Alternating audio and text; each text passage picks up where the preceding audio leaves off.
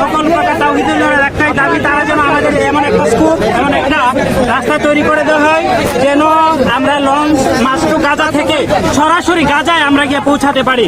আমরা যেমন আমরা ইসলামী যেই পবিত্র ভূখণ্ডগুলো আছে, মসজিদুল আকসা, মসজিদুল আকসা এবং কাবা এবং মদিনা, এই তিন জায়গায় আমাদের পবিত্র স্থান। দুইটি জায়গা আমাদের জন্য উন্মুক্ত থাকলেও এই ইসরায়েলি বর্বরতার কারণে আমরা ওই পবিত্র স্থানে যাইতে পারি না। আমাদের সকল মুসলিম হৃদয়ের স্পন্দনগুলো একটাই দাবি তাদের হৃদয়ে আছে যে আমরা যেন সেইখানে অবস্থান করতে পারি। ভূমি লাখো লাখো নবীদের পদচারণার স্থান এবং এই ইসরায়েলি বর্বরদের বিরুদ্ধে আমাদের একটাই দাবি, ইউরোপ কান্ট্রি যারা নাকি তারা এই কুকুরের মতো এই ইহুদিদেরকে দাঁড়িয়েছিল সারা তারা তাদের স্বার্থের কারণে তাদেরকে ফিলিস্তিনে প্রেরণ করে। ফিলিস্তিন ভাইয়েরা মানবিকতা দিয়ে তাদেরকে আশ্রয় দেওয়ার পর তারাই সেই দেশের হত্যাকর্তা হয়ে যায়। ফিলিস্তিনি ভাইয়েরা নারী, পুরুষ, শিশু, বৃদ্ধা সকল বিশেষে তারা এখন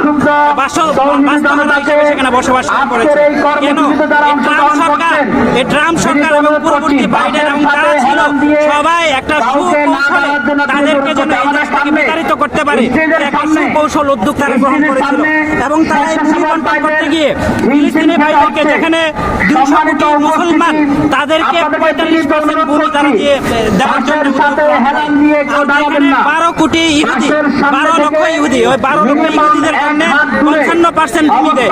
এই ধরনের অমানবিক কার্যক্রমে প্রকাশ করে যে তাদের সুকৌশলে একটা মুসলিম